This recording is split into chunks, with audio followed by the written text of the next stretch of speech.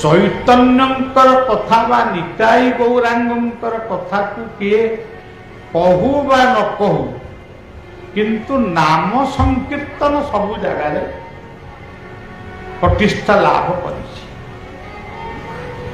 बायांक जमती बायांकर आश्रम जमती नाम चली अखंड नाम संकीर्तन चली भज निताई गौर यही नामटी सेमती आमर ठाकुर अभिराम परमहंस ए ओडिशार जड़े सुनामधन्य महापुरुष सी गोटे नाम तांको भक्त मान को दे गले से नामटी होउछि भज सत्य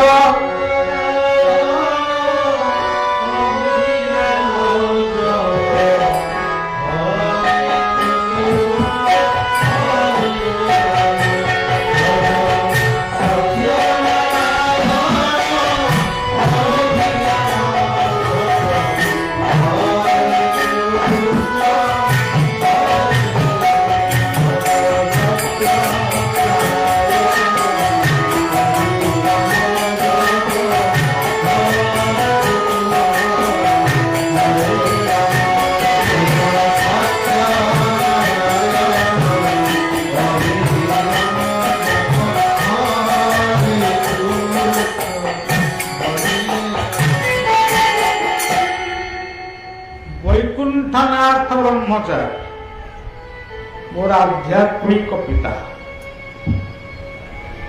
सी जो नामटी प्रचार कले से नामटी होउचंती जय गुरु जय गुरु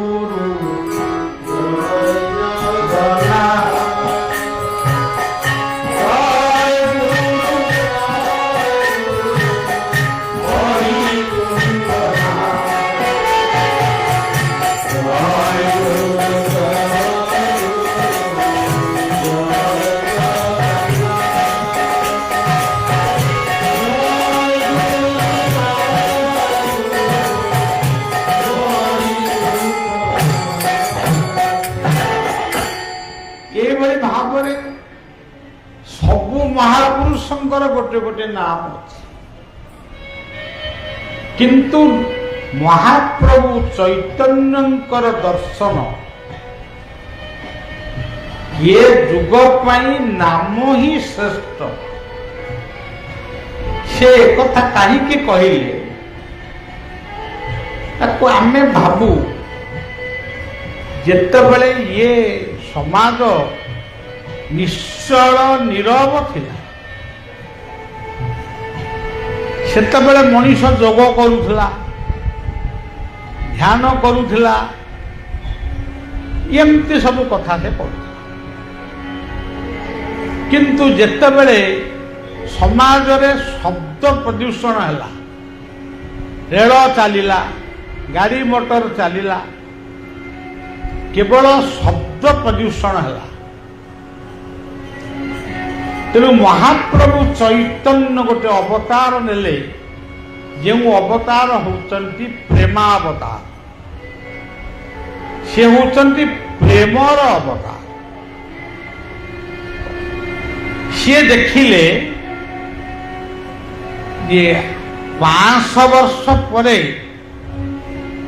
जो समाज ये पृथ्वी के आसूची सेठी केवल हा होला ही चलिबो आपण जोग करूचंती आपण को जोग को जोग केमती भ्रष्ट हबो सेठी पई अनेक शब्द आपण को सुबिबो किंतु नाम गोटे एमिति शब्द बा एमिति वाक्य जदि आपण मृदंग गिनी करताल धरिकी नाम करिवे यही बाटटे यदि 100टा ट्रक भी जाए ताल से शब्द आपण को किछि विरक्ति करिबो सेथिपाई नाम को से गुरुत्व देले गीतार मध्य से कहिले सततम कीर्तयन्तो मां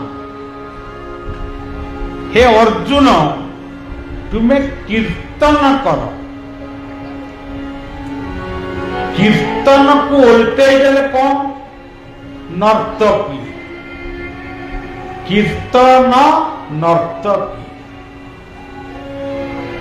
नर्तकी भाव नर्तकी जमती लज्जा संकोच दूर करी सी तार मंचरे नाचे सेमती तमें नाम कला बेले दुई हाथ टेकी नाम कर। से कथा को अति बड़ी जगन्नाथ दास भागवत से कहले लज्जा संकोच दूर करी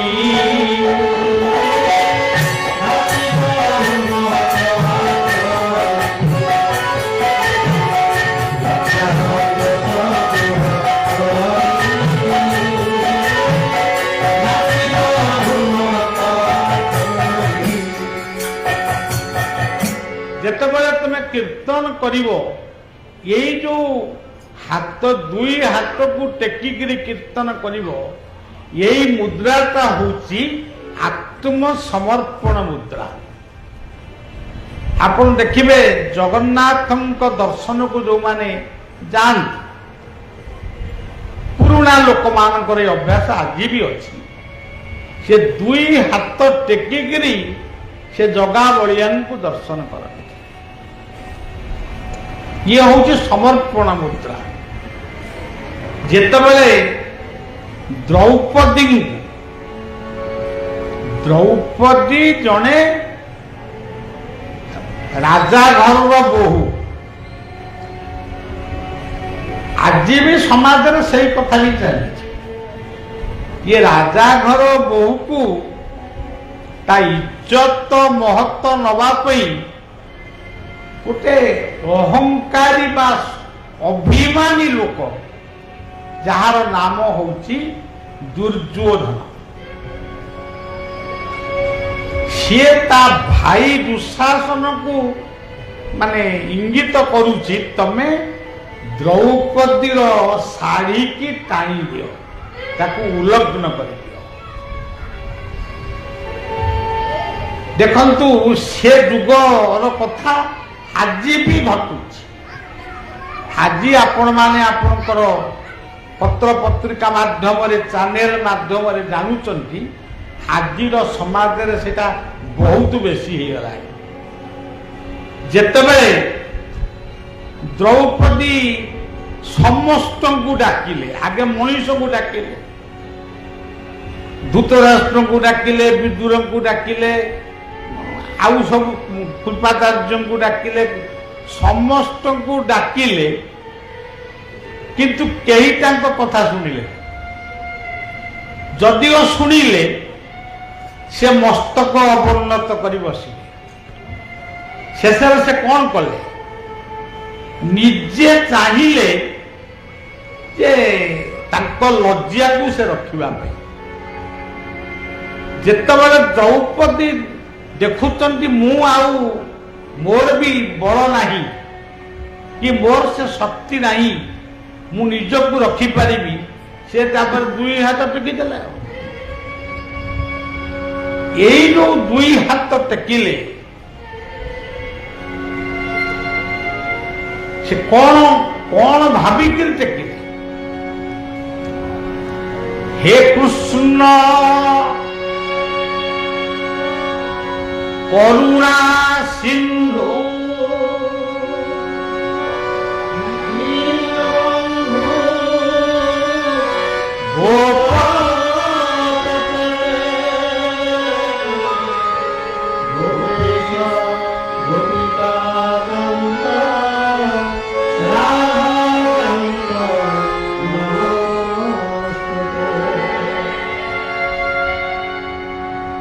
एड़े बड़ श्लोक से जमा पढ़ी नथिबे आम गोटे शिखीचु बोली कहीदेल तेरे कृष्ण को डाकिले आम महापुरुष अच्युतानंद केते सुंदर भाव से कथा को कहले द्रौपदी कौन डाकिले रखिले रख जगन्नाथ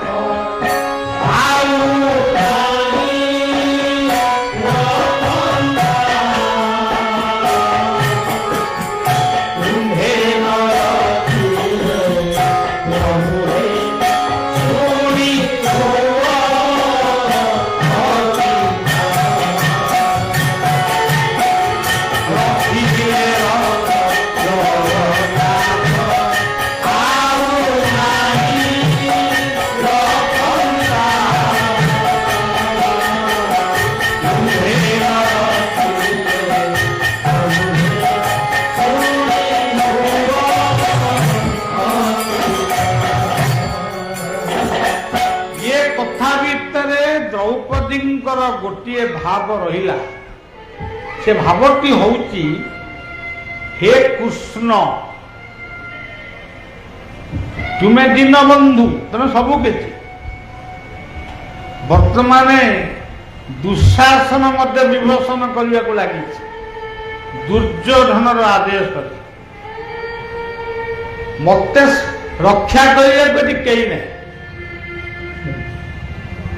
तुम्हें जो थाओ शून्य थाओ कि मृत्यु थाओ कि द्वारिका थाओ काली जिते तुम्हें शुणव द्रौपदी कुरु सभा तले यही भाव विवर्षण करा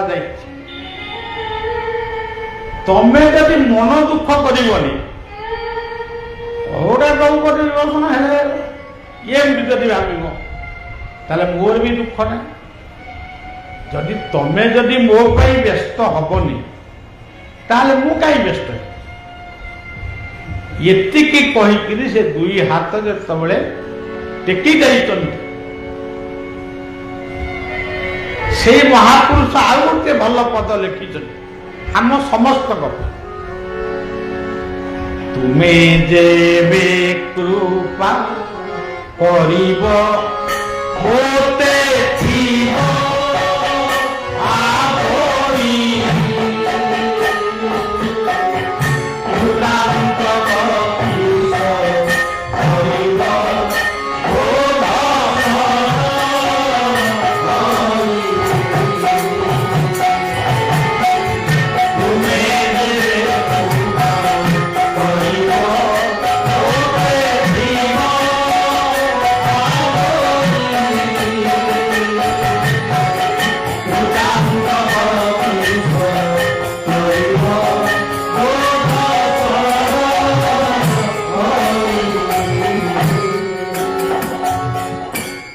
पद्धति केते विश्वासर कथा दृढ़ भक्ति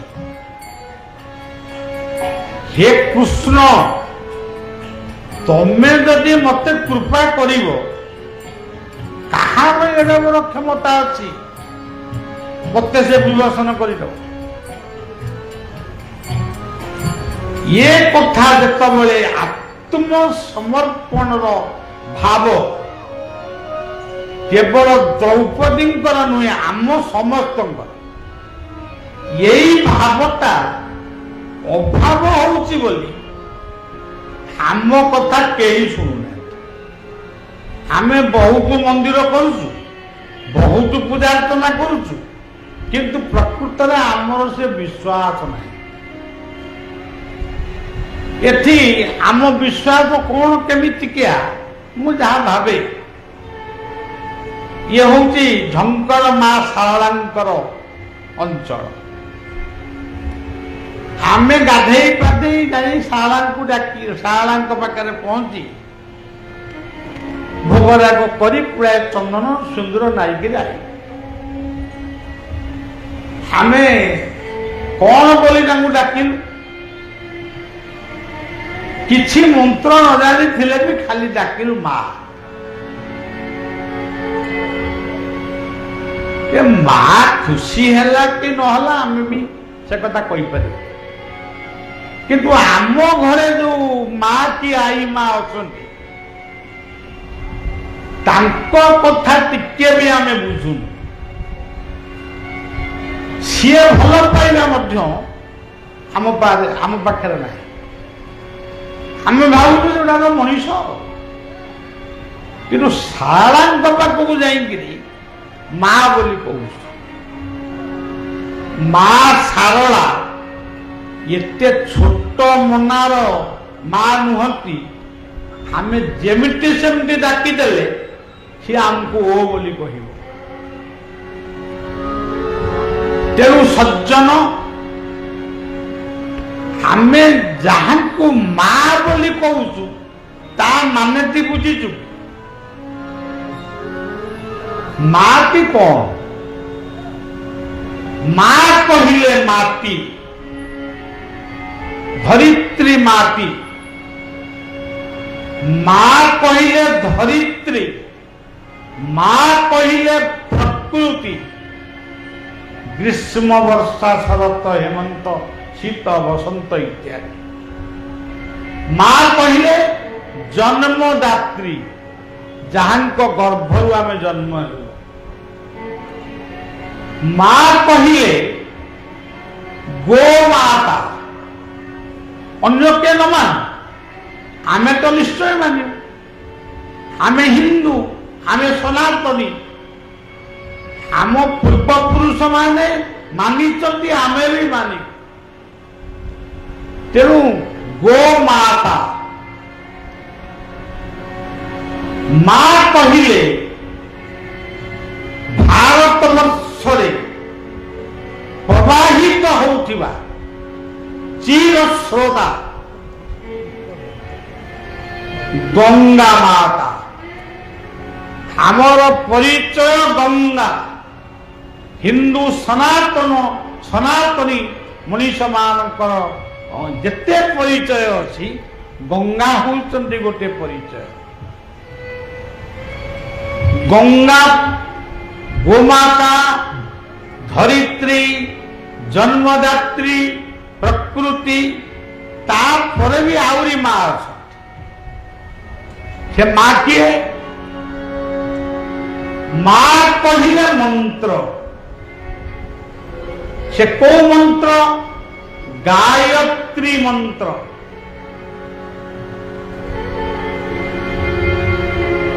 ଆମେ କଣ ପ୍ରକୃତରେ ଯେତୋଟି ମା କଥା ଆମେ ଏଠି କହିଲେ, କୋଉ ମା ଟିକେ ଆମେ ମାନୁଛୁ?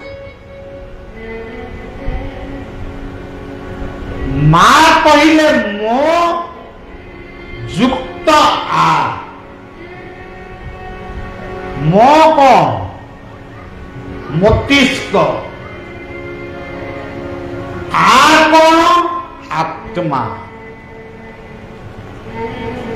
ତେବେ ଆତ୍ମାର ସ୍ଥାନ କେଉଁଠି? ହୃଦୟରେ। ଏରା ବେଶୀ କିଛି ମାନେ ବେଶୀ ଗୁଡାକ ବର୍ଣ୍ଣନା ତର୍ଣ୍ଣନା ହଳକ ଭୋଗ କି ଦରକାର ନାହିଁ। ସିଧା ତଳକ କଥା। ମୁଁ ଗାଉଁଲି ଲୋକ, ଗାଉଁଲି ଭାଷାରେ କହିଦେଇ ପଡେ। ଆ କହିଲେ ଆତ୍ମା, ଆ କହିଲେ ଆତ୍ମୀୟ ସ୍ୱଜନ। ତାଙ୍କୁ ଯଦି ଆମେ ଭଲ ପାଇବୁ, ଗୋଟା ମାର ମନ୍ଦିର କରିକିରି କଣ ସେ ମା ତମକୁ ବର ଦବ? ତେଣୁ ଆତ୍ମୀୟ ସ୍ୱଜନରେ ପ୍ରୀତି ରଖ। ସକାଳୁ ଉଠିବା ମାତ୍ରେ ହୃଦୟ କମଳକୁ ଚିନ୍ତନ କରି ଆତ୍ମଶକ୍ତିକୁ ପ୍ରଣାମ କର। ତେଣୁ ଆ କହିଲେ ହୃଦୟ, ମୋ କହିଲେ ମସ୍ତିଷ୍କ। ଆଚ୍ଛା, ଇଏ ମସ୍ତିଷ୍କଟାକୁ କଣ ଆମେ କେମିତି କଣ ଗୋଟା ମାନେ ତା ପ୍ରମାଣ କଣ? ଆଜି ଆମେ ମଙ୍ଗଳ ଗ୍ରହକୁ ଗଲୁଣୁ, କିଏ କହୁଛି ଆମେ ଚନ୍ଦ୍ର ମଣ୍ଡଳକୁ ଗଲୁଣୁ। ପୁଣି ଖବର ଆଇଲାଣି ଚନ୍ଦ୍ରମଣ୍ଡଳରେ କାଳେ ଜମି ସବୁ ବିକ୍ରି ହବ। ଆମେ ତ ଆମ ପାଖରେ ସେ ପଇସା ହବନି, ଆମେ କିଣିବୁନି କି ତାକୁ ଦେଖି। ସେଠି କାଳେ ହୋଟେଲ କାଳେ ହବ, ସେ ଯାଇ ଏ ମଣିଷ ରହିବ। ଇଏ ସବୁ କଥା ସବୁ ବାହୁଲ୍ୟ କଥା ହେଇପାରେ, କିନ୍ତୁ ଆମେ ତ ଏପର୍ଯ୍ୟନ୍ତ ପୃଥିବୀ କି ଜାଣିପାରିଲୁନି, ଆଉ ଚନ୍ଦ୍ରମଣ୍ଡଳ ଯାଇ କଣଟା କରିବୁ? ତେଣୁ ଏ ମୁଣ୍ଡ ଭିତରେ ଯୋଉ ଶକ୍ତି ରହିଛି ସେଇ ଶକ୍ତି ଆଜି ଜ୍ଞାନ ବିଜ୍ଞାନ ଅଜ୍ଞାନ ସବୁଥିରେ ପୂରି ରହିଛି। କଣ ସେ ତିନୋଟି ମୁକ୍ତା ତା ଭିତରେ ଅଛି ଏଇ ମୁଣ୍ଡ ଭିତରେ। ଆଉ ବିଜ୍ଞାନ ତାକୁ ଆହୁରି ବହୁତ ବଢିଆ କରି କହିଛି। ବୁଦ୍ଧି ବିବେକ ଜ୍ଞାନ ଆମ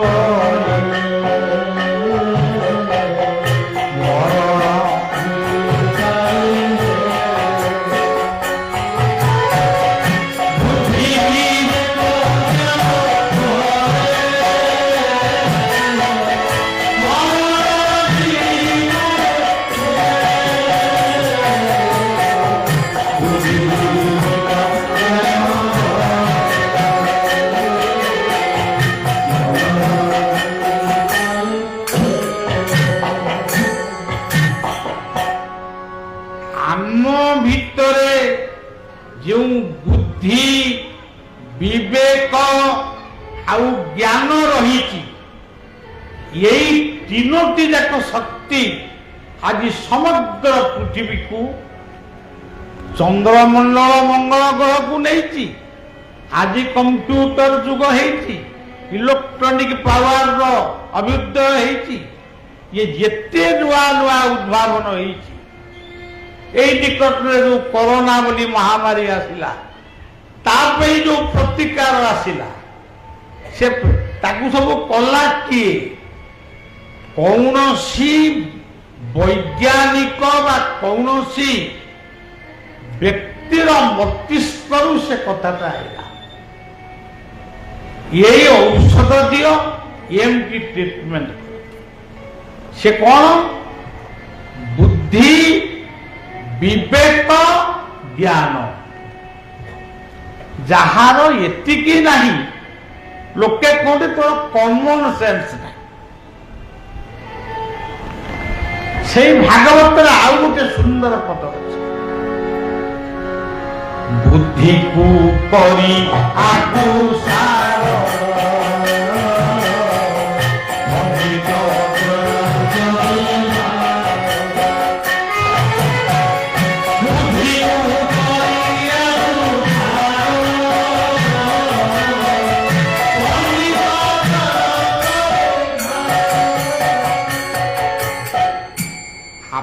ମାନେ ହୁଅନ୍ତୁ ବଳିଆ ହଉ ଯିଏ ହଉ, ଯଦି ଆମ ଭିତରେ ବୁଦ୍ଧିର ବିକାଶ ହବ ନାହିଁ ତାହେଲେ ଆମ ମଣିଷ ପଣିଆ ଗଲା। ଏଇ ଆପଣମାନେ ରାସ୍ତାରେ ଗଲାବେଳେ ଆପଣମାନେ ବି ଲକ୍ଷ୍ୟ କରିଥିବେ ଗୋଟେ ଛୋଟ ମୋଟର ତାକୁ କଣ କହନ୍ତି, ମୁଁ ବି ତାକୁ ଭଲ କରି ଯୋଉ ଦି ଚକିଆ ଗାଡି, ସେ ଦି ଚକିଆ ଗାଡିରେ 3 ଜଣ 4 ଜଣ ବଇଥିବେ, ସ୍ୱଳ୍ପାକୃତିରେ ଚାଲିଥିବେ। ମୁଁ କଣ ଗାଡି ଭିତରେ ବସିକିରି ପ୍ରଭୁଙ୍କୁ ପ୍ରାର୍ଥନା କରେ ତାଙ୍କ ଜୀବନ ରକ୍ଷା କରେ। ଇଏ ବାଳୁଙ୍ଗାଙ୍କର ଜୀବନ ରକ୍ଷା କରେ, କାରଣ ସିଏ ତାଙ୍କର ମରିଯିବେ କିନ୍ତୁ ତାଙ୍କ ପରିବାରର ବାପ ମା ଠାରୁ ଆରମ୍ଭ କରି ଆତ୍ମୀୟ ସ୍ୱଜନ ମାନେ କାନ୍ଦିବେ। ଇଏ ସବୁର ଆଜି ଅଭାବ ଅଛି। ବୁଦ୍ଧି ବିବେକ ଆଉ ଜ୍ଞାନ। ତେବେ ସଜ୍ଜନ, ଇଏ ପବିତ୍ର ରାହାମା ଅଞ୍ଚଳ, ଏଇଠି ଏଇ ଅଞ୍ଚଳରେ ମା ଶାରଦାଙ୍କର ଯେଭଳି ବିଦ୍ୟମାନ, ଯେଭଳି ମହିମା ରହିଛି, ଗୋରେଖନାଥଙ୍କର ସେଇଭଳି ଭାବରେ ରହିଛି। ଏଇଠି ନୃସିଂହ ଭଗବାନଙ୍କର ଆସ୍ଥାନ ମଧ୍ୟ ରହିଛି।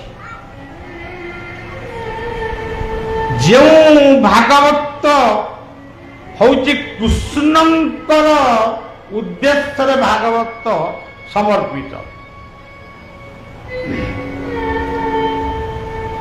କିନ୍ତୁ ବୋଧେ ଜଗନ୍ନାଥ ଦାସ ଲେଖୁ ଲେଖୁ ବୋଧେ କଣ ଗୋଟେ ତାଙ୍କର ଅନ୍ୟମନସ୍କ ହେଇଯାଇଛନ୍ତି। ସେ ଲେଖିଲେ নমই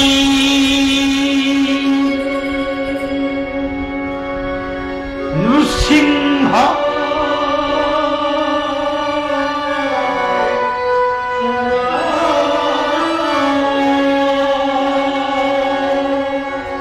অনাদি পরম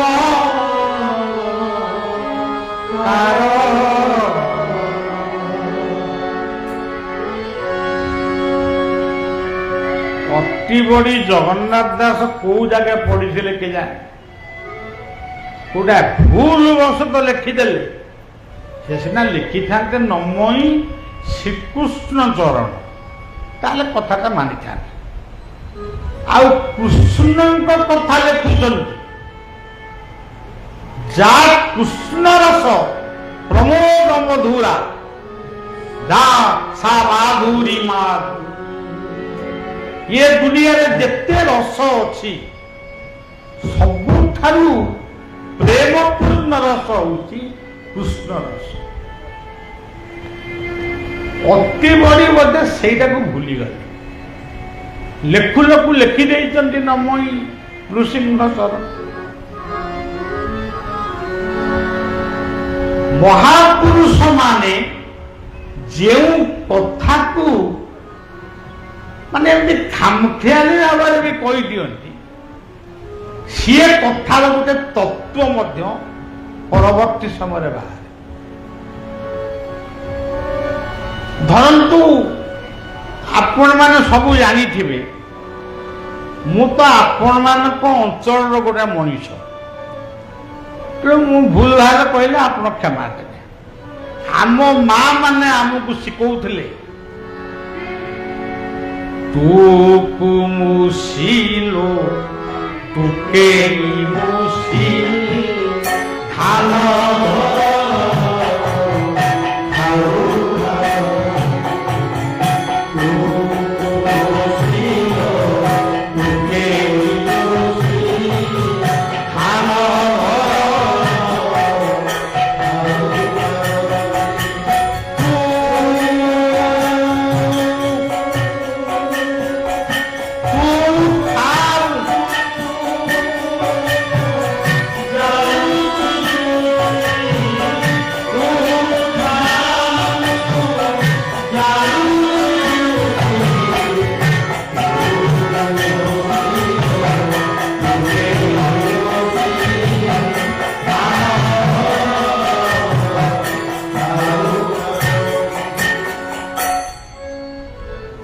कथाटी कौटू आसिला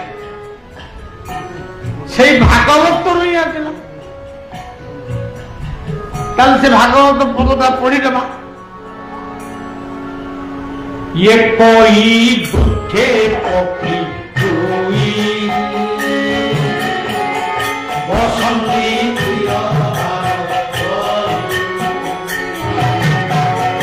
गोटिए पूजा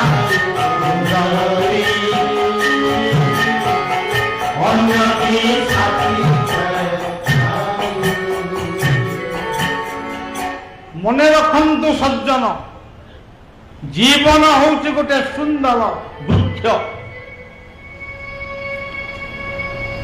जो वृक्षर ना होउछि अश्वत्थ।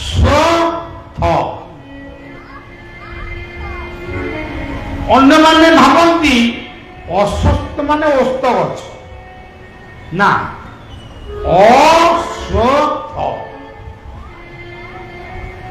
यही अस्वस्थ शब्द अर्थ कौन?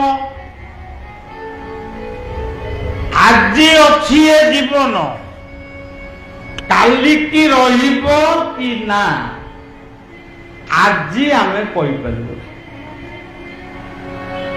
प्रकृत कथा। आमर आउ जड़े ओडिशार महापुरुष नामाचार्य बाबा बाया भली सी जड़े महापुरुष थिले, विश्वगुरु बाया। से तांकर बाया गीतार गोटे पद लिखिछन, जीवनटी स्वप्न स्वरूप जड़े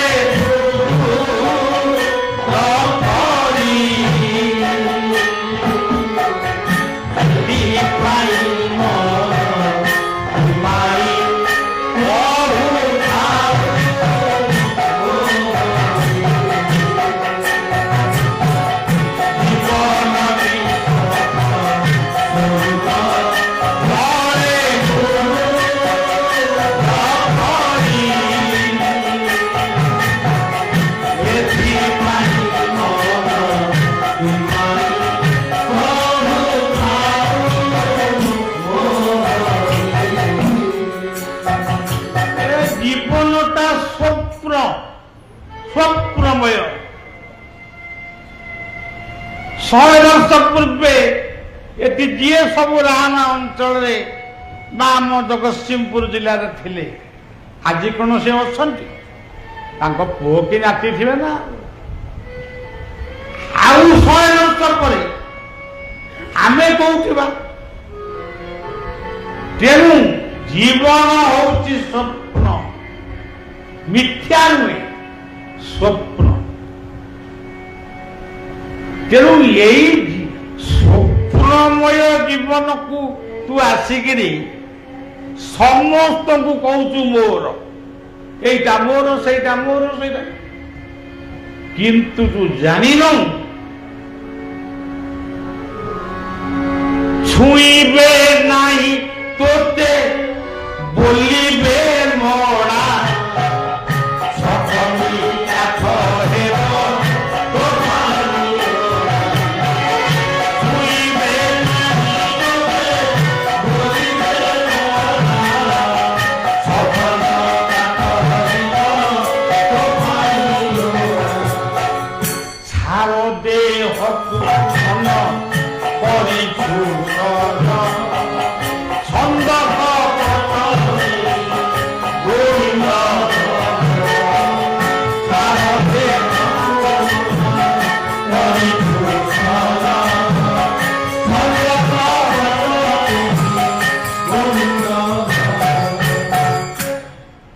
ବାବୁ ଏଇ ଦେହଟା ଏଇ ବର୍ତ୍ତମାନ ମରିଗଲା, ଗୋଟେ ଲୋକ ଚାଲିଗଲା, ଆଉ ଅଧଘଣ୍ଟା ଘଣ୍ଟା ପରେ ତାକୁ ନେଇକି ପୋଡ଼ି ଦଉଛ। ପୋଡ଼ିବାକୁ ନେଲା ବେଳେ କଣ କହୁଛ? ଆଜିକାଲି ମଦ ପିଇକିରି ବାପ ମାଙ୍କ ଶବକୁ ପୋଡ଼ିଲେ। ଏ ସବୁ ପାପିଷ୍ଠ ମାନଙ୍କର ସ୍ୱଭାବ। ମଦ ପିଇକିରି ବାପ ମାଙ୍କର ଶବକୁ ନେଇ ପଡୁଛ, ଏଗୁଡା କଥା। ତେବେ କାନ୍ଧେଇଲା ବେଳେ ତାକୁ ନେଇକିରି କହୁଛ ହରି ନାମ ସତ୍ୟ ହେ ରାମ ନାମ ହରି ନାମ ସତ୍ୟ ହେ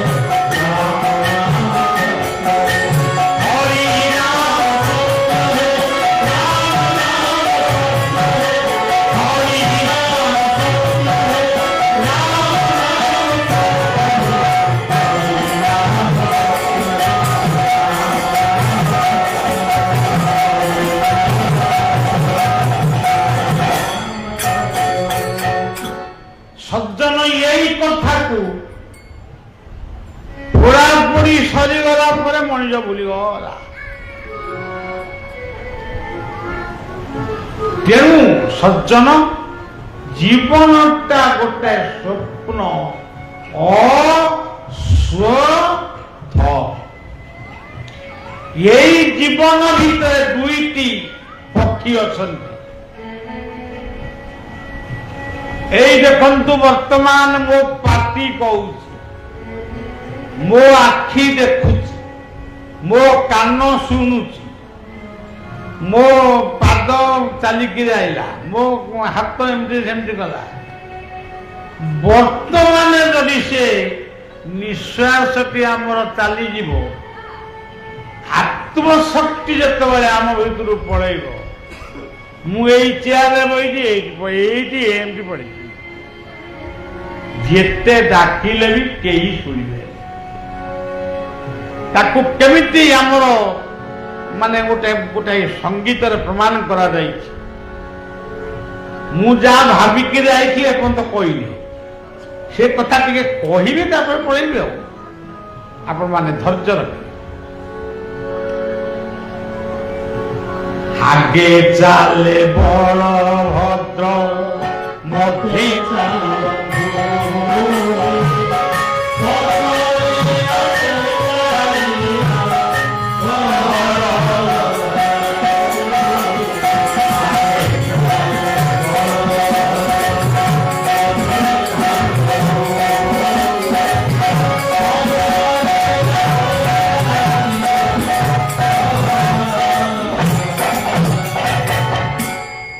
ବର୍ତ୍ତମାନ ଗାଁରେ ଆମ ପୁଅ ବୋଉ ଯାଇକିରି ଆମେରିକାରେ, ଆଉ କାହାର ଜର୍ମାନୀରେ,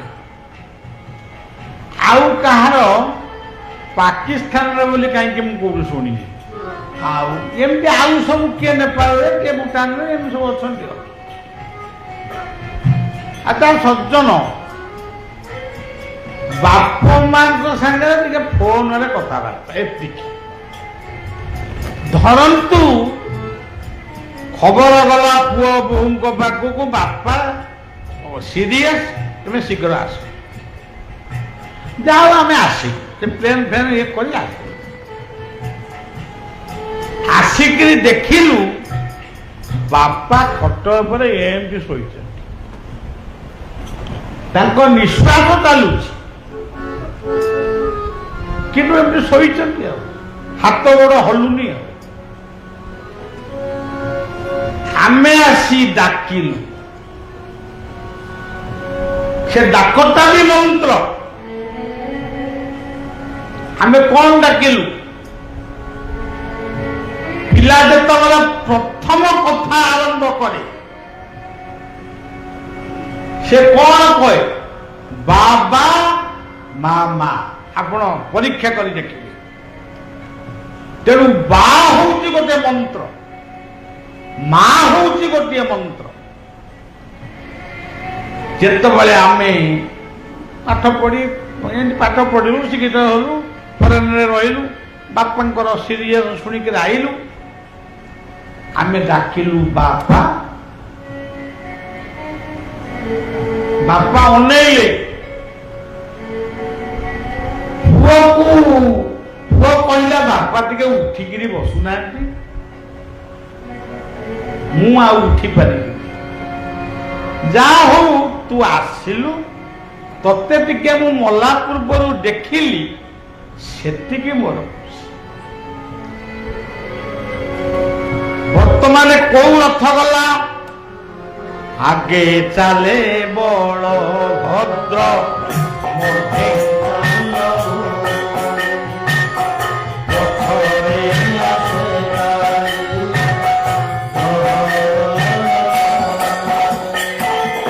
वर्तमान बलभद्र रथ पड़ी तेणु से उठी पारुनी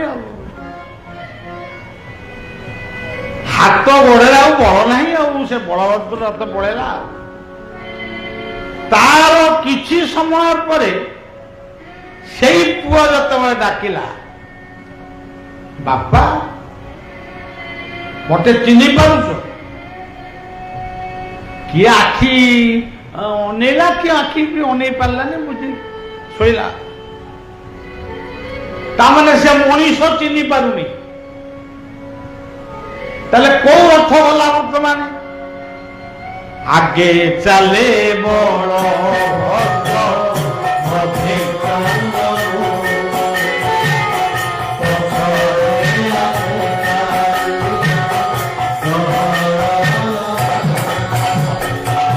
सुभद्रा रथ पड़ेगा सी आउ मनीष चिन्ह पार सब निर्माल्य पानी फानी कौन आम देलु समस्ते घेरिकी बहीचु बंधु बांधव पड़ोशी नाती नातुणी समस्ते बसीच केते से गला गोटे क्या भी टिके झुंटिला भी नहीं तो एडे बड़ शक्ति जी मते जन्म देइचंती खाइबाकू देइचंती पिंडिबाकू देइचंती कर्म करने मते बल देइचंती से केते बेले को बाट देकिरी गला केही भी जानी पाले से किए नंदी घोष रथ जगन्नाथ रथ आगे चले बड़ रथ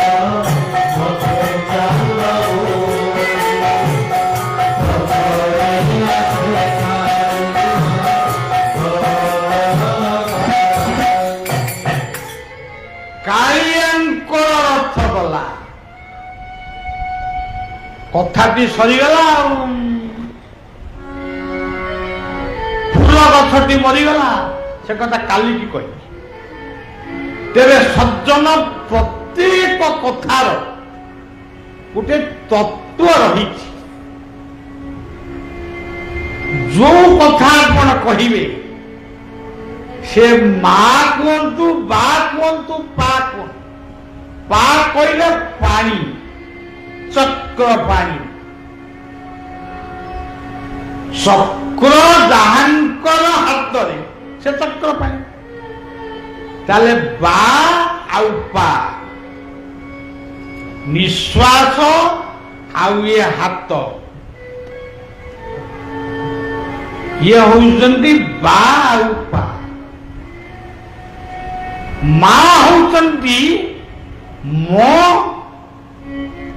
आउ आ मो टी केते प्रकार मो अछि टिके समय लागि आपण माने एति बोइचंती मो सहित मु भी आमे हेलु वर्तमान आमे राक्षस थिलु कि कोन थिलु आमे जानिनु किंतु वर्तमान आमे मनीष सुमन आमे सत्संग रे बइछु आमे नाम कीर्तन रे बसी आमको किए कहबो अभद्र बोली एति केही अभद्र ना जदि केही अभद्र लोक भी आसे से एति संगे संगे भद्र होई जिवो रामचरित्र मानस रे तुलसी देखिले बिनु सत्संग विवेक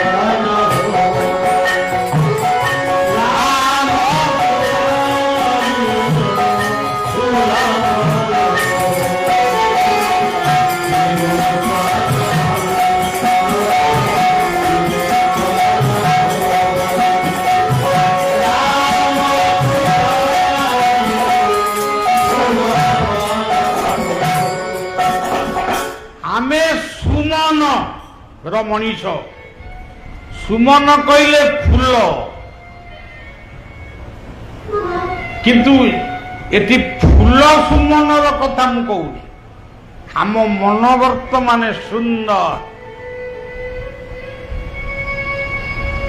सुमन परे से मनर आउ गोटे ना होची कुमन कु कहले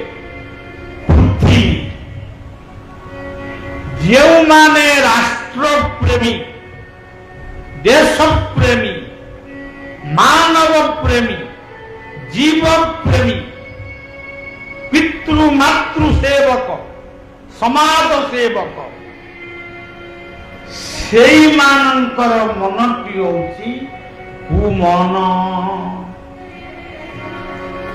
कुमन पर आउ गोटे मन को आउ गोटे ना दिया जाए विमन आपण माने मु भी शुणी विक्षिप्त मन ना ना से सब नु गोटे कर्म सरीला तापर आ गोटे कार्य करिया पे आपण आगेले एई गुटा कहूची विमन तापर अमन अमन कहले काम काम सरीगला आमे टिके नाम करिबा कि ध्यान करिबा किबा प्रार्थना करिबा एई गोटक होउची अमन ताकू बलराम दास गोटे सुंदर शब्द रे लिखिले अकर्मे वासुदेव प्रीति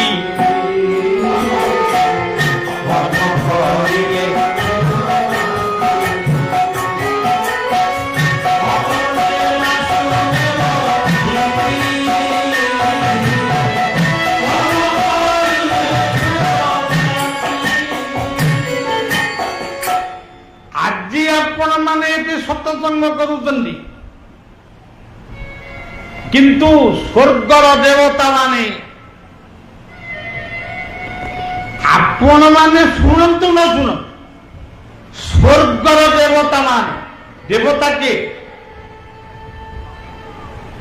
देवता कहले गोटे अड़प मिछे आमको कहते 33 कोटी मुझे कहे 33 कोटी देवता को हिंदू पूजा करे गोटे कोटी ना मते टिके देले मुटा मुखस्त करिबी आमे जहां को पूजा करू समग्र विश्वर शांति पाई आमे प्रार्थना करू आमर समस्त प्रार्थना विश्व पाई उद्दिष्ट सर्वे भवन्तु सुखीन एटी कोटि कुआई हिंदू भवन्तु सुखीन उत्कल भवन्तु सुखीन को लेखा सर्वे भवन्तु सुखीन खाली मनीष भी नुहे पशु पक्षी सब पुणी आउ गोटे मंत्र कहुई काले बसन्तु पर्जन्य पृथ्वी शस्यशाली देखु केते बड़ उदार कथा ठीक समय वर्षा हो पृथ्वी शस्य श्यामला पूर्ण हो ताहले सनातन हिंदू ये सबु बेले विश्व प्रेमी आउ समन्वय हमें 3 दिन भीतर एते कथा मने पकईले भी से कही खबर केवल एतिकी मने रखंतु स कहिले सत्य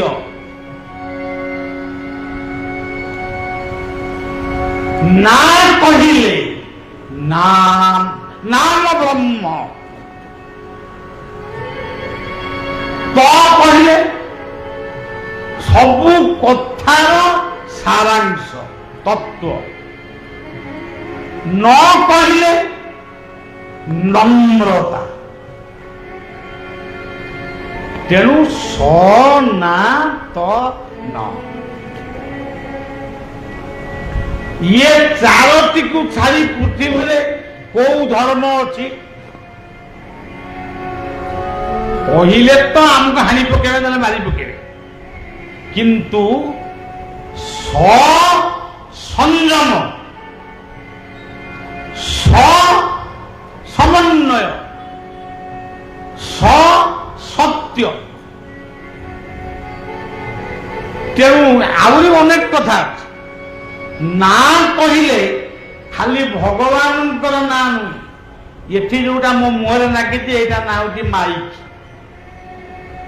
यहीटा जो जलुची यहाँ ना हूँ लाइट मुझे बही यहाँ हूँ चेयर बा सोफा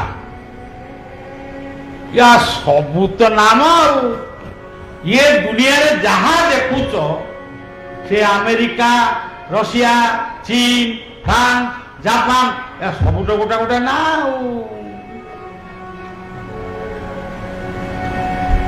तो कहले तत्व न कहले नम्रता यही देखु अति अति बड़ी कौन केमितिया शब्द टे देले नमोई नृसिंह चरण अनादि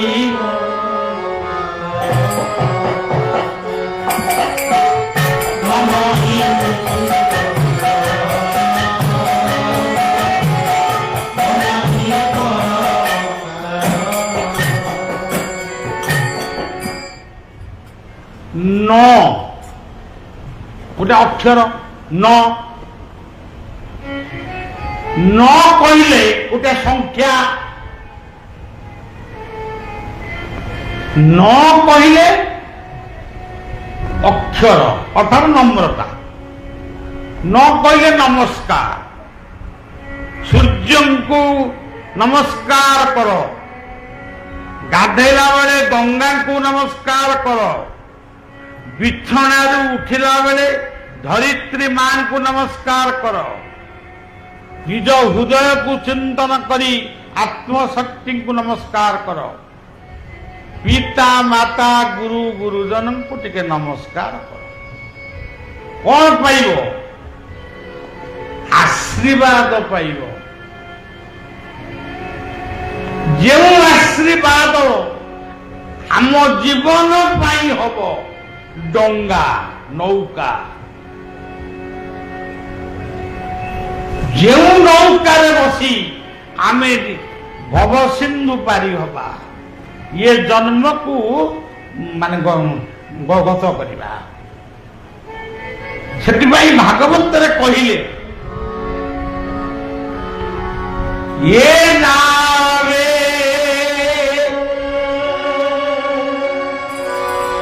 ଗୁରୁ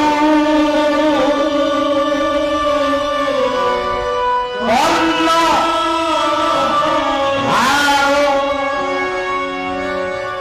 ମୁହିଁ ଅନୁକୂଳ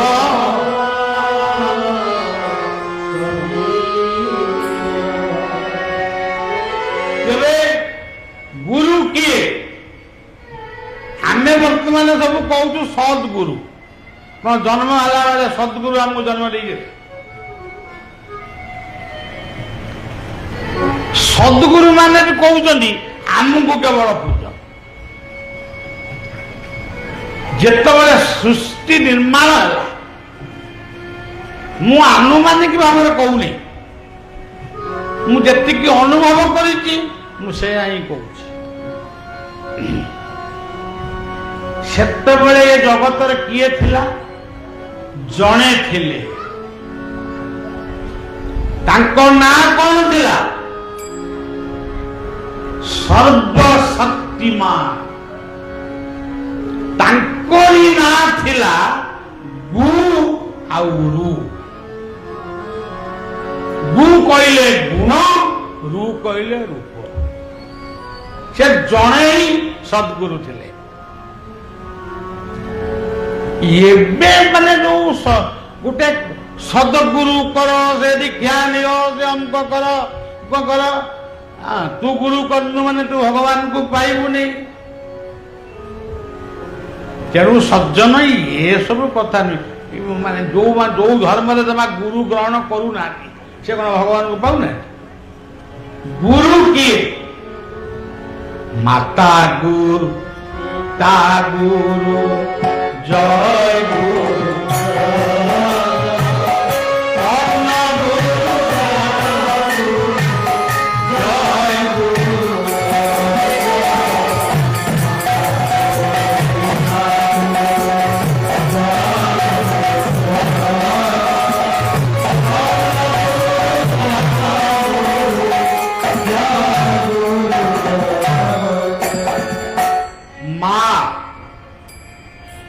बापा शिक्षक पुरोहित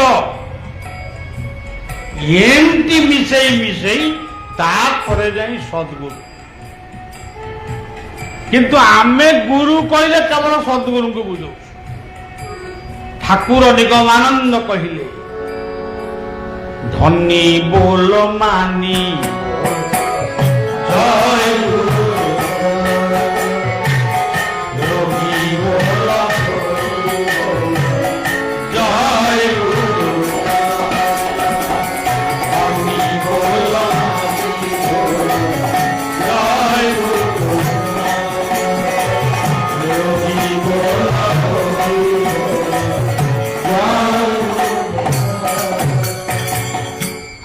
माने यदि को नाम आउ पाटी रे पसिबो नहीं केवल कहिबे जय गुरु एतिकी रे सब होई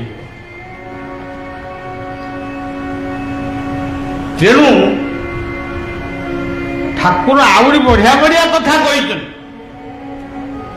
रोगी बोल भोगी बोल जय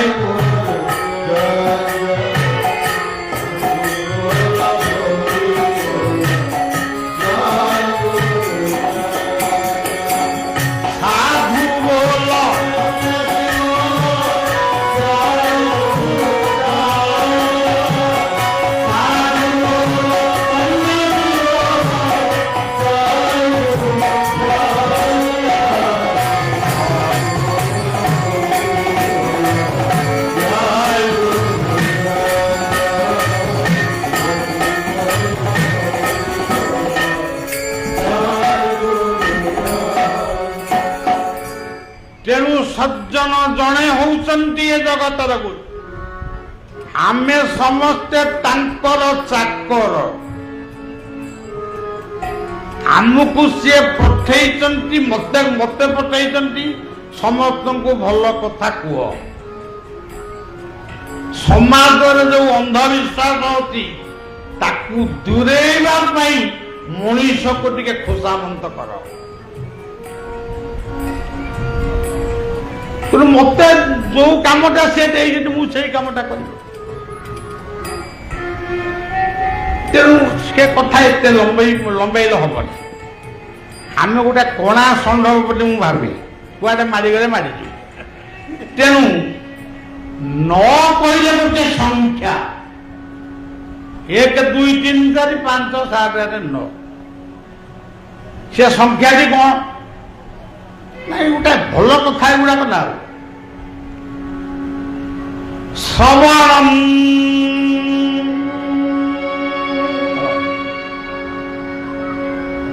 एते उठी आखि मुंड हले मो कथा डिस्टर्ब उठो जदि उठ बस जदि बस जा प्रथम भक्ति होची श्रवणम एई देखंतु आपण माने सुंदर भाव रे सुनुचंती आ मु जदि कहूची आपण भाबटे बलिया कहूची माने ये जरा मुखस्थ माखस्थ करी कहू जम्मान बिल्कुल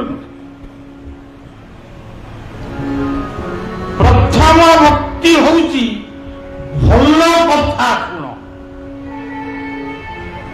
खाली गीता भागवत रामायण महाभारत यही सब कथा को सुनिबा आउ सब कथा को दूराई देबा से तो भल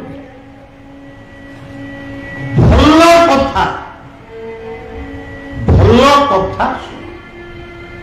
वर्तमान आपण माने श्रवण गोटे भक्ति रे अछंती श्रवण पर आउ गोटाए होची कीर्तन कीर्तन कर जिए कीर्तन करिवो सीए होउचंती नारद से नारद एटी जो कीर्तनिया माने कीर्तन करूचंती से भी नारद आमे भी एठी बइलु नारद आपण माने कीर्तन सुनुचंती आपण माने भी नारद जो माने सांबादिक माने होचन से माने भी नारद अच्छा ये तेरे श्रवण सुखदेव कहिले परीक्षित शुणिले कौ काले कहले ये कौ काले शुणिले वही खिना कौन से कथा पड़ी किंतु आपण माने वर्तमान परीक्षित भल कथा शुणुचंती खाली परीक्षित नुहे राजा परीक्षित परम आत्मा द्वारा जे रक्षित से परीक्षित अच्छा जी करुचंती से होचंती सुख मु सुख बोली मु निजको सुख बोली जमा भावेनी मु भी क्या शुणिकी आपण मान कहूँ यह पूर्व ये गोटे विराट सम्मेलन होता जगन्नाथ कौन माने पूजा अर्चना यज्ञ होता तेणु यही होती ये साधु सन्त माने सब आसी जो भल कथा आपण मान शुणे से समस्ते सुख तेणु भल कथा शुणिबा ही राजा परीक्षित कीर्तन करिबा ही देवर्षि नारद मो मनु किछ कहूनी गीता रे भी अच्छी बा देवर्षि नांच नारद मु निजे नारद अच्छा श्रवणम कीर्तनम विष्णु आपण यही जीवे घर आपणकर परिवार प्रिय लोक माने पचारे जाइथिलो से बलिया आइथिला कौन कहला कि आपण मने पकई निश्चय नीति निबत कहले बलिया यही कथा गुड़ाक कहला जीवन रे यही होउची स्मरण ये गोटे गोटे कथा भागवतर गोटे गोटे उपाख्यान तेणु आमे तो 3 दिन पे आईचु 15 दिन कथा कहले केमिति हम तेणु सज्जन श्रवणम कीर्तनम विष्णु स्मरणम पाद सेवनम पाद सेवन कौन पाद को धोईकि पानी की पीब ना ना से आगु धुआ धुई होता एबे आगु से धुआ धुई हम किंतु से पानी पाइब पाद सेवनम बापा माँ आई माँ एमती सब बुढ़ा बुढ़ी माने जो गोड़ फोड़ बिंधुची टे सेवा करदेल से कौन कह बुढ़ा दिए बुढ़ी दिए ये आसब ताकू राम हाथ में मिल तुमरी आसी सुंदर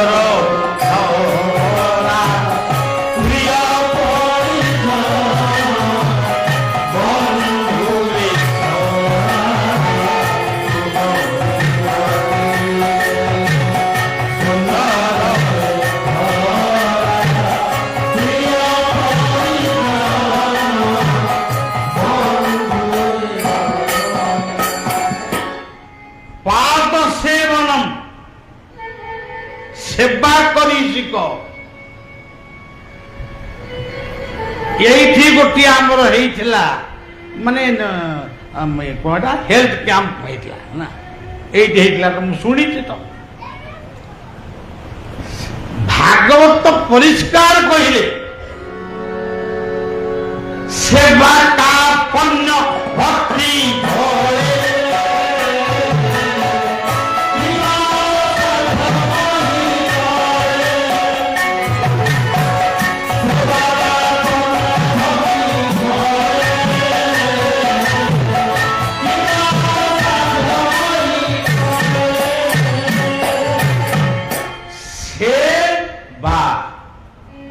बाया कहले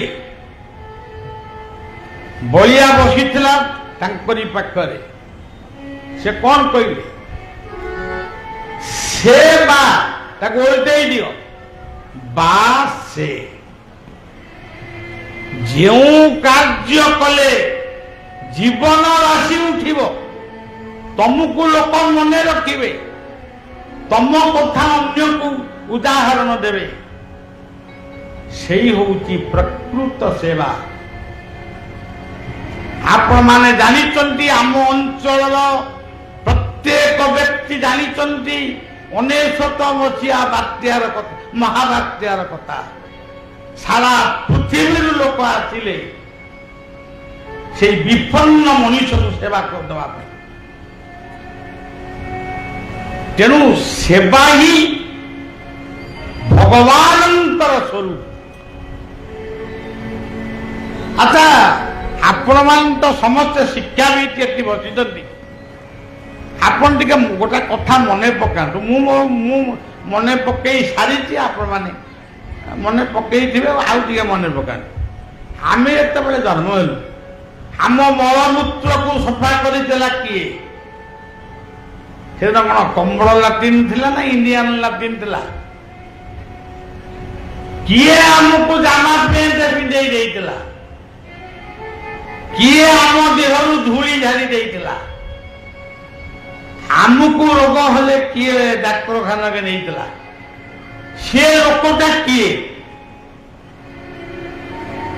से लोकटी होउछि भगवानंकर प्रथम माध्यम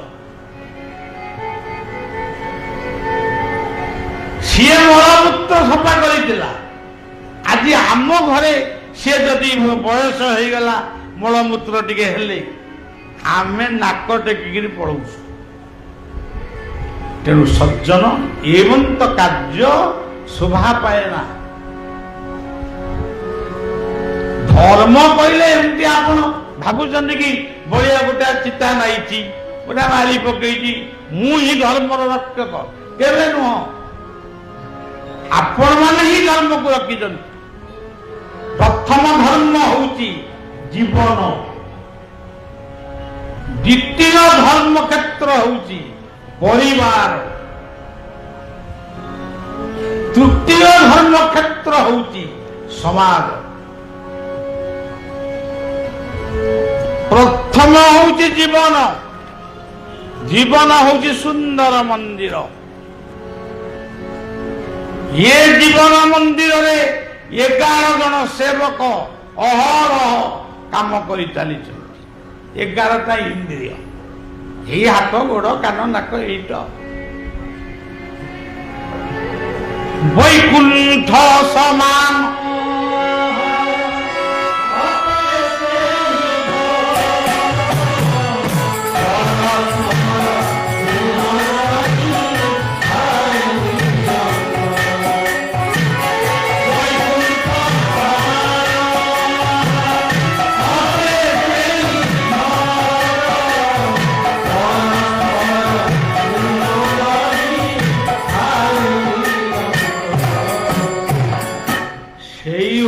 ବୈକୁଣ୍ଠ। ଜଣେ କହିଲେ ମୁଁ ବୈକୁଣ୍ଠକୁ ଯିବି।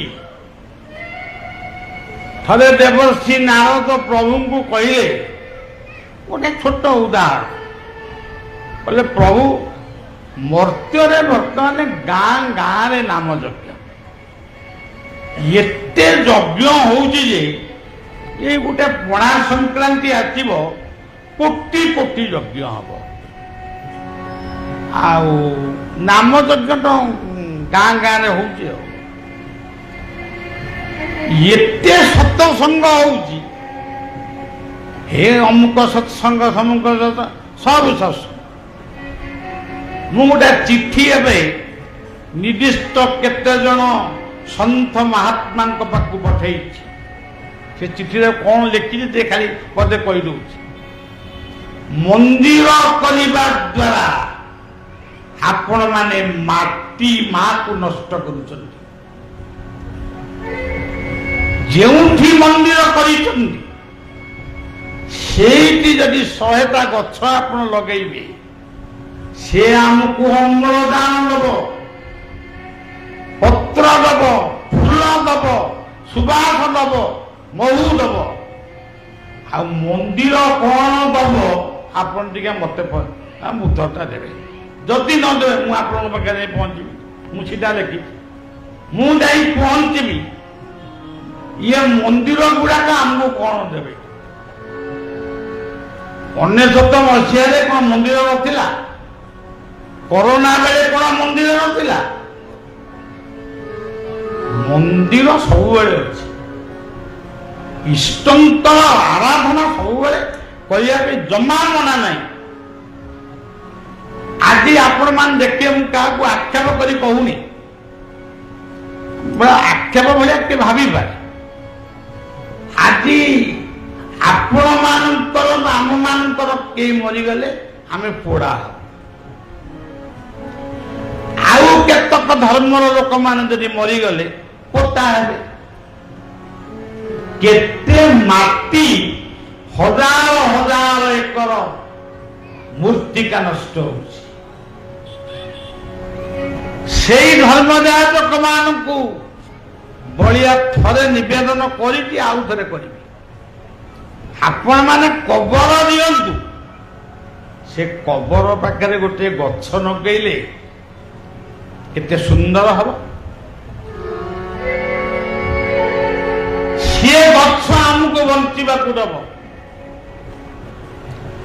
ତେଣୁ ସିଏ ଆମ କଥା ଶୁଣିବେ କି ନାହିଁ ସେ ତାଙ୍କ ନ କରନ୍ତୁ, ଆମେ ଆମର କହିବା କଥା କହିବୁ। ଆଉ ଯଦି ଆପଣ ଚାହିଁବେ ଆମକୁ ନିର୍ଦ୍ଦେଶ ଦିଅନ୍ତୁ, ଆମେ ଗୋଟେ ଏରିଆରେ ଯୋଉଠି କବର ଅଛି ସେଠି ଆମେ ଗୋଟିଏ ଗୋଟିଏ ଗଛ ଲଗେଇବା। ସୁନ୍ଦର ତୁମରି ଏତିକି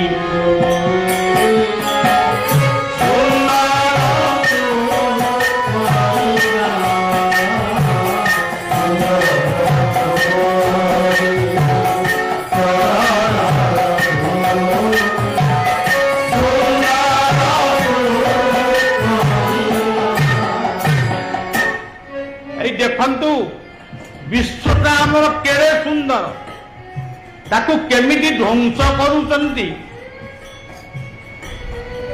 ଆପଣମାନେ ନିଜେ ବିଚାର କରିବେ। ଇଏ ବିଶ୍ୱ ସୁନ୍ଦର, ଯେଉଁ ବିଶ୍ୱରେ ସୂର୍ଯ୍ୟ ଉଦୟ ହୁଅନ୍ତି ଅସ୍ତ ହୁଅନ୍ତି, ଚନ୍ଦ୍ରମା ଉଦୟ ହୁଅନ୍ତି ଅସ୍ତ ହୁଅନ୍ତି, ସମୁଦ୍ର ପ୍ରବାହିତ ହୁଅନ୍ତି, ନଦ ନଦୀ ଝରଣା ଯୋଉଠି ପ୍ରବାହିତ ହୁଏ, କେତେ ଜାତିର ଫୁଲ ଫଳ ଫୁଟେ, ଆଜି ସେଇଭଳିଆ ବିଶ୍ୱକୁ ଆଜି ଧ୍ୱଂସ କରୁଛନ୍ତି କେବଳ କେତେକ ଅହଙ୍କାର। ଦୁର୍ଯୋଧନ କାଳେ ମରିଯାଇଛି, ମୁଁ ତ ଦେଖିପାରୁନି। ବର୍ତ୍ତମାନ ବି ଦୁର୍ଯୋଧନ, ଅନେକ ଦୁର୍ଯୋଧନ ଅଛନ୍ତି, ଆଜି ବି ଦୁଃଶାସନ ଅଛନ୍ତି। ସରି ନିମ ହା ଭା ଅଛି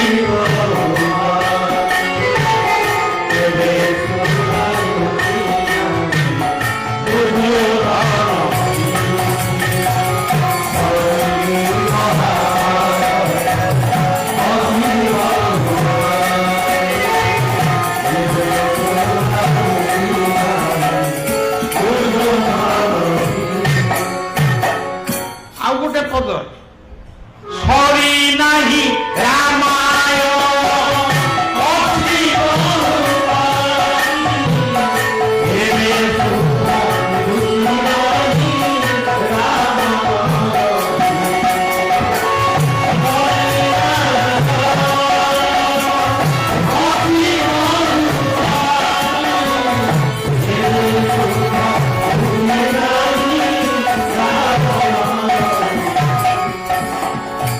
କେହି ମରିନାହାନ୍ତି, ସମସ୍ତେ ଅଛନ୍ତି। ସିଏ ଗୋଟା ପଞ୍ଝାରେ ଆଇଥିଲେ, ସିଏ ତାଙ୍କର ମରିଗଲେ, ଆମେ ଗୋଟା ପଞ୍ଝା ପୁଣି ବାହାରିଲୁଣୁ। ତେଣୁ ରାମ ମନ୍ଦିର କଲେ ରାବଣ ମରିବନି,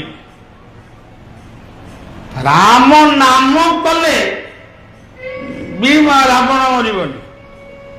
ରାମଙ୍କର ଆଦର୍ଶକୁ ଯଦି ଆମେ ମାନିବା ତାହେଲେ ରାବଣ ସବୁ ଯାକ ମରିବେ ଏକା ସାଙ୍ଗରେ। ଶ୍ରବଣଂ କୀର୍ତ୍ତନଂ ବିଷ୍ଣୁ ସ୍ମରଣଂ ପାଦ ସେବ, ତାପରେ ଅର୍ଚ୍ଚନଂ, ଯିଏ ଯେଉଁ ଭଳିଆ ବ୍ୟକ୍ତି ତାକୁ ସେଇ ଭଳିଆ ସମ୍ମାନ ଦବା। ଜଣେ ସାଧୁ ଆସିବେ, ଏଠି ବସିବେ, ଆମେ ତାଙ୍କୁ ଫୁଲମାଳ ଟିକେ ନେବା। ଜଣେ ବିଶିଷ୍ଟ କବି କି ଶିକ୍ଷାବିତ କିମ୍ବା ଲେଖକ କି ପଣ୍ଡିତ ସେମାନେ ଆସିବେ, ତାଙ୍କୁ ମଧ୍ୟ ଫୁଲମାଳ ଟିକେ ଦେବା, ସର୍ବର୍ତ୍ତିକ। ତେଣୁ ଯୋଉମାନେ ପୂଜା ପାଇବା ପାଇଁ ଯୋଗ୍ୟ, ଆମେ ତାଙ୍କ ପାଇଁ ପୂଜ୍ୟ ପୂଜକ ହବା। ଜୀବନଟା ସରିଯିବ, କେତେବେଳେ ଆମେ ଦୁନିଆରୁ ପଳେଇବା, ଲାଭ କିଛି ହବନି। ବଳିଆ ଗୋଟେ ଗୀତରେ ଲେଖିଛି, ମଉଳି ବାଜଦି ଫୁଲ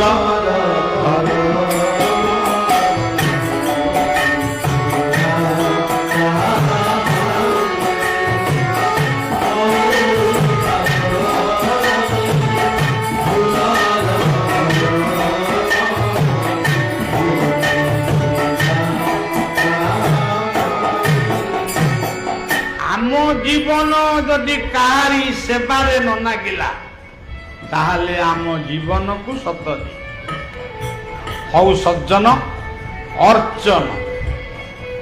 ଏ ଅର୍ଚ୍ଚନ କଥା କହିଲେ 2 ଘଣ୍ଟା ଲାଗିବ, ତେଣୁ ଆମେ ଆଉ କହିବାନି, ଖାଲି ଅର୍ଚ୍ଚନ ଏତିକି ରହିଲା। ପୂଜ୍ୟ ପୂଜକ ହେଇ ପୂଜ୍ୟାସ୍ପଦ ମାନଙ୍କୁ ସମ୍ମାନ ଜଣେଇବା। ବନ୍ଦନ, ବନ୍ଦନ କଣ? ପିଲାମାନେ ପାଠ ପଢନ୍ତି, ପାଠ ପଢିବା ପୂର୍ବରୁ ବନ୍ଦନା ଗାଆନ୍ତି। ଆମେ ସବୁ ଗାଉଥିଲୁ, କିନ୍ତୁ ଏବେ ଗୋଟେ ଗୋଟେ ସ୍କୁଲରେ ବନ୍ଦନା ହଉନି, କାରଣ ଅଲା ନାହିଁ, କିନ୍ତୁ ବନ୍ଦନା ସବୁବେଳେ ବନ୍ଦନା ହେଇ ରହିଛି। ଆମେ ପଢୁଥିଲୁ ହେ ଆନନ୍ଦମୟ କୋଟି ଭୁବନ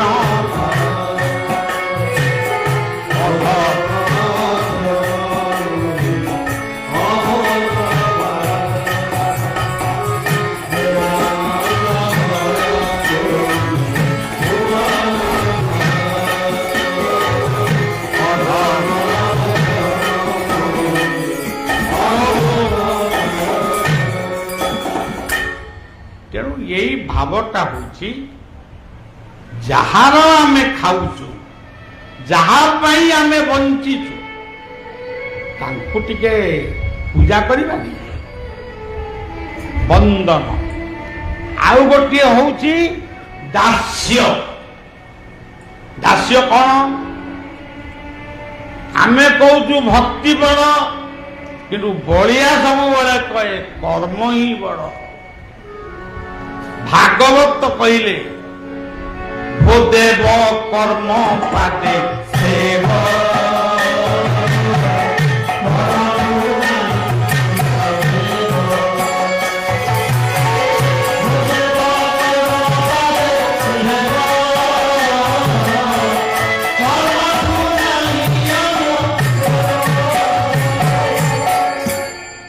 କର୍ମ କରିବା।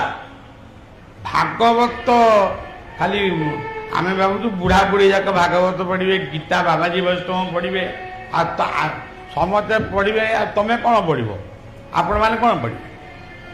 ତେଣୁ ସଜ୍ଜନ ବୈକୁଣ୍ଠ ଗୋଟେ ପଦରେ ଲେଖିଲେ ନୀତି ଭାଗବତ ପଢ। ଇଏ ଲେଖିଲେ ଭାଗବତରେ ଲେଖା ଅଛି ପରମ ଶାସ୍ତ୍ର ଭାଗବତ ଅଭ୍ୟାସ କରୁଥିବ ନିତ୍ୟ ତର୍କ ପାଷାଣ୍ଡ ଶାସ୍ତ୍ର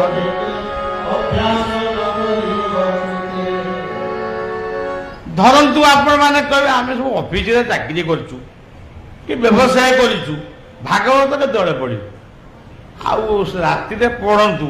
ଆମେ ଆରୁ ଖଟି ଖଟି ଗଲୁ, ଟିକେ ଖାଇଦେଇ ଶୋଇବୁ ନା। ଆଉ ତେବେ ସଜ୍ଜନ ଭାଗବତ କୋଉଦିନ ପଢିଲେ ପଢ, ନାଇଁ ପଢିବ ଅଳ୍ପ ହଉ ବେଶୀ ହଉ ଯାହା ହଉ, ଭାଟିକି ମନେ ରଖ।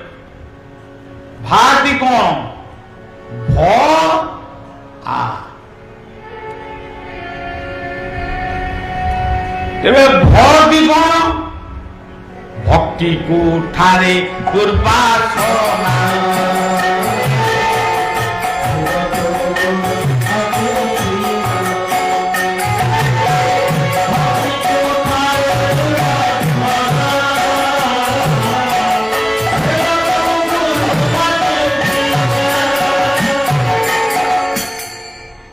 ଭକ୍ତି ହଉଛି କୁଠାର।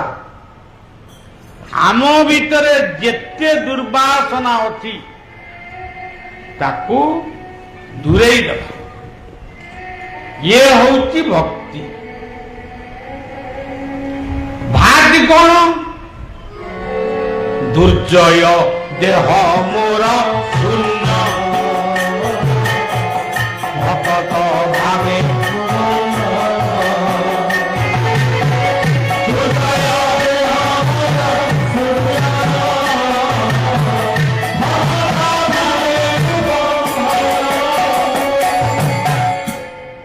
ତେଣୁ ସଜ୍ଜନ ଭଗବାନ ନିଜେ କହୁଛନ୍ତି ମୁଁ ଶୂନ୍ୟ, ମୋର କିଛି ରୂପ ନାହିଁ।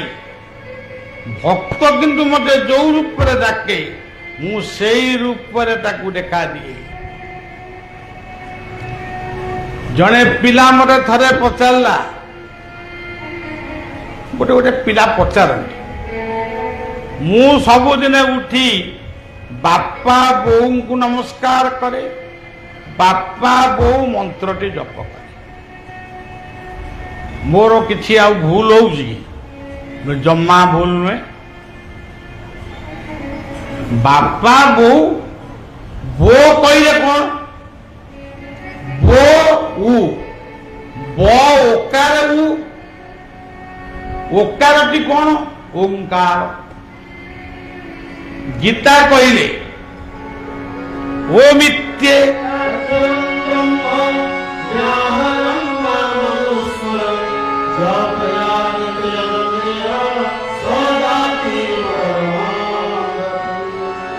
ओंकार होचंती ब्रह्मंकर मंत्र मरिला बेलू जदि आउ को मंत्र पाटिरे पशिबनी केवल ओम ओम कही मरीगल ताले से होची मुक्ति शांति भागवत ताको अनुमोदित कले सकल मंत्र मध्ये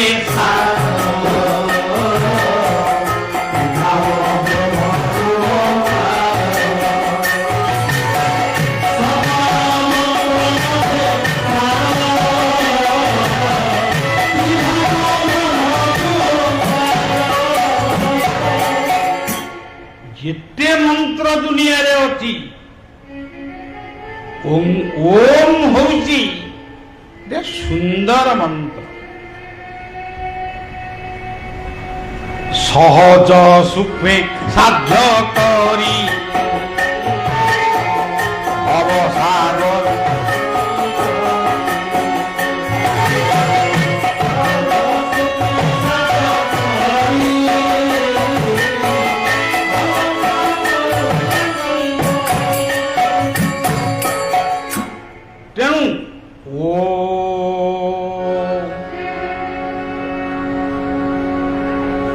ये ओम अर्थ अ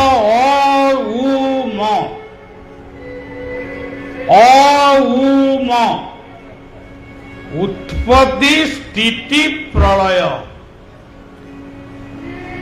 ये कामटी आरंभ हला वर्तमान चलिला तापरे शेष हम यही होची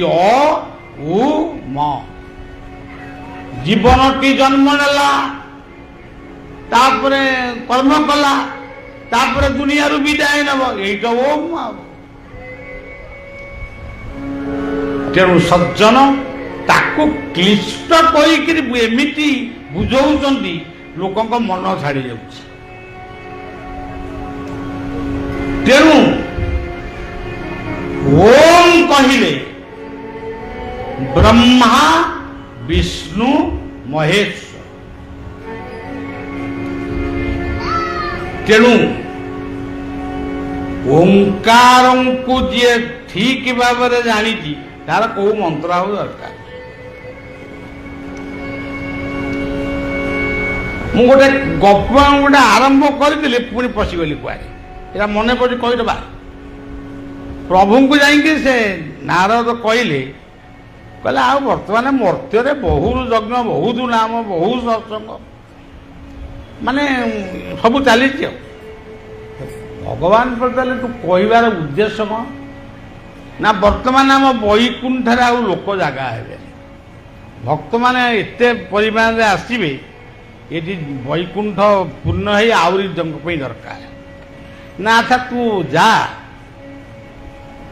तू गोटे गाँ को जाई हिसाब करू हाराहारी केते लोक आसे से अनुसार आम व्यवस्था कर देवर्षि नारद गोटे गाँव में पहुंचले से गाँव गोटे लोक देखाला देवर्षि नारद माया रूप ये पचारे बाबू तुम्हें वैकुंठ को जीव कि कहला कौन वैकुंठ को जीविनी मुआ वैकुंठ भाया जगह को मुझे छाड़ी ना आउ जदि वैकुंठ को जी आस मो सागर आस सागे सागे सागे सागे जी पड़ा ये कहला ना ना टिके रुहतु मुझे घरे पचारिक आसे घरे जा पचारा स्त्री कहला कौन पुओ बाहागर तुम्हें कौन वैकुंठ को जीव एमती एमती समस्ते नहीं कले नारद को आज कहले कहीं जावाक राजी होना गाँव में पचार केते जन जीवे गाँव में जहाँ को पचारे किए कहला मो झील बाहागर है किए कहला मो पुओ बाहागर है किए कहला मु घर करनी किए कहला मुझे आज नारद को कहला कई तो जीवे मु कहीं आपण जा ତେଣୁ ସଜ୍ଜନ ଇଏ ଦୁନିଆରେ ଭଲ କଥାକୁ ଗ୍ରହଣ କରିବା ପାଇଁ ତାକୁ ଏମିତି ବନେଇ ଦେବେ ଯେ ସେ ଭଲଟା ପୁରା ଢେଲ ହେଇଯିବ। କିନ୍ତୁ ଇଏ ଦୁନିଆରେ ଯୋଉଠି ଭଲ ସେଇଠି ମନ୍ଦ, ଯୋଉଠି ମନ୍ଦ ଅଛି ସେଠି ବି ଭଲ ଅଛି। ତେଣୁ ଶ୍ରବଣଂ କୀର୍ତ୍ତନଂ ସ୍ମରଣଂ ପାଦ ସେବନ ଅର୍ଚ୍ଚନଂ ବନ୍ଦନଂ ଦାସ୍ୟ। ଆସ ମିଳିମିଶି କାମ କରିବା। ସଖ୍ୟ ସମସ୍ତଙ୍କ ସହିତ ସୁସମ୍ପର୍କ ରଖିବା, ଶତ୍ରୁ ସୃଷ୍ଟି କରିବାନି, ମିତ୍ର ସୃଷ୍ଟି କରିବା।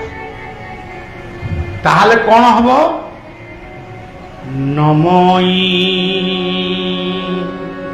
এই যে শব্দর ন অক্ষরটি মানে সার্থক হব। নমই কেড়ে সুন্দর কথা। ভাল কথা শুণ, ভাল কাম কর, সমস্তকে নেই কাম কর, এই সবুটা কথা। নটি ভক্তি হচ্ছে 9 প্রকার। তাকে আমি আর এতে কইলে হবনি। ইয়ে গোটিয়ে গোটিয়ে কথা, ভাগবতর গোটিয়ে গোটিয়ে উপাখ্যান। সে কথা শুনিବାକୁ ହେଲେ ଭାଗବତର ପ୍ରବକ୍ତା ମାନେ ଅନ୍ତତଃ 7 ଦିନ 9 ଦିନ ସମୟ ନିଅନ୍ତି। କାହିଁକି? ଏଇଥିପାଇଁ ନିଅନ୍ତି। ଇଏ କଥାର ମାନେ ଏତେ ସୁନ୍ଦର ଉପାଖ୍ୟାନ ଅଛି, ତାକୁ ଶୁଣିବା ପାଇଁ ଧୈର୍ଯ୍ୟ ମଧ୍ୟ ଦରକାର। ତେବେ ସଜ୍ଜନ, ଭାଗବତର କଥାଟି କହିଲି ଭ ଆଉ ଭା। ଭ କହିଲେ ଭକ୍ତି, ଭା କହିଲେ ଭାବ। ଆପଣ ଚିନ୍ତା କଲେ ଏଇ ଦିଟା କଥା ଯାହା ଘରେ ଅଛି, ଯେଉଁ ଅଞ୍ଚଳରେ ଅଛି, ସେଠି କଣ ଅଭାବ? ରାହାମାରେ ଆଜି ସତସଙ୍ଗ ହଉଛି, 24 ପ୍ରହର ହଉଛି, ଆମେ ଭଲ କହୁ ମନ୍ଦ କହୁ, ଗୋଟେ ଭାଗବତ କଥା ହଉଛି। ଏଇ 15 ଦିନ ତଳେ ଆଉ ଗୋଟେ ସମ୍ମେଳନ ବି ଅନୁଷ୍ଠିତ ହେଇଥିଲା। ଯଦି ଏ ଅଞ୍ଚଳରେ ଭକ୍ତି ନାହିଁ କି ଭାବ ନାହିଁ, କେବେ ହେଲେ ଏ ଅଞ୍ଚଳରେ ଏତେ କଥା ହେଇପାରିବ? ଚୋରି ଡକାୟତି ହବ, ଏ କଥା ହେଇପାରିବ। ସେଇଥିପାଇଁ କହିଲେ ଏ ଭାଗବତ ଧର୍ମ କଥା।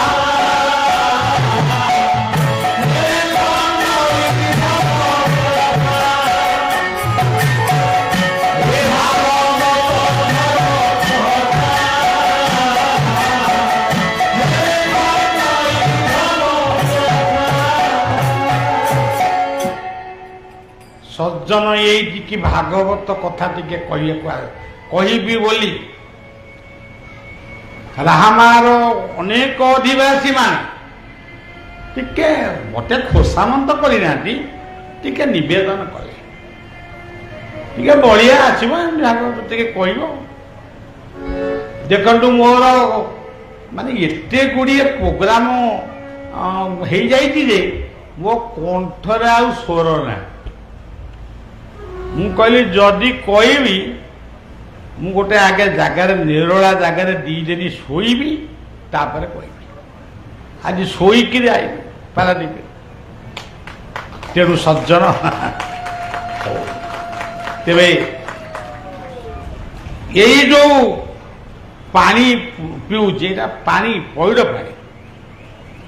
କିଏ ପିଲା ଭାବୁଥିବେ ବୋଧେ କିଛି ନିଶା ପାଣି ପିଉଛନ୍ତି କି କଣ? ନା, ଆମର ପଇଡ଼ ପାଣି।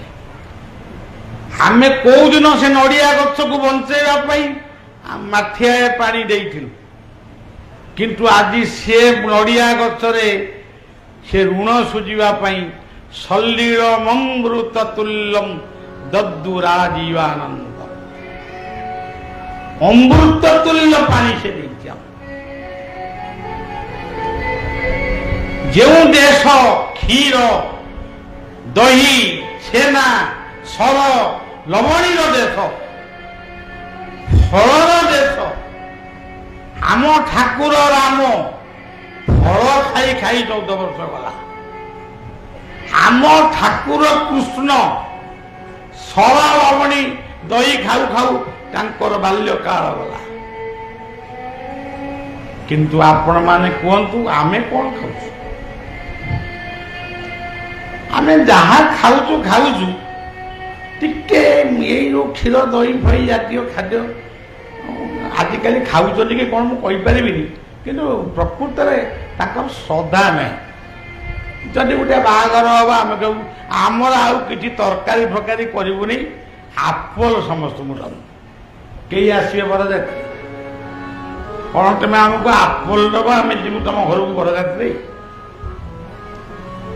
ତେଣୁ ସମୟ ବଳବାନ ବିତି ଯାଉଛି, ସମୟ ଚାଲି ଯାଉଛି।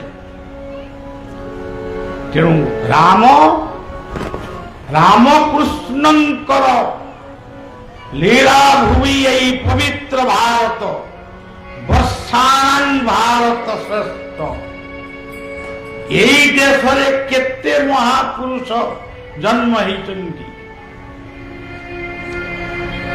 ଯୋଗୀ ଅରବିନ୍ଦ, ଦୟାନନ୍ଦ, ବ୍ରହ୍ମାନନ୍ଦ ଏଇଠି ଜନ୍ମ ହେଇଛନ୍ତି। ଅନୁକୂଳ ଚନ୍ଦ୍ର, ନିଗମାନନ୍ଦ, ପ୍ରଣବାନନ୍ଦ,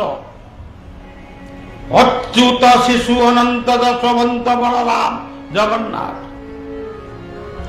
କେତେ ମହାପୁରୁଷ ମାନେ ଜନ୍ମ ହେଇ ଆମକୁ ଏତେ କଥା ଶିଖେଇକିରି ଗଲେ, କିନ୍ତୁ ଆମେ ଯୋଉଠି ସେଇଠି।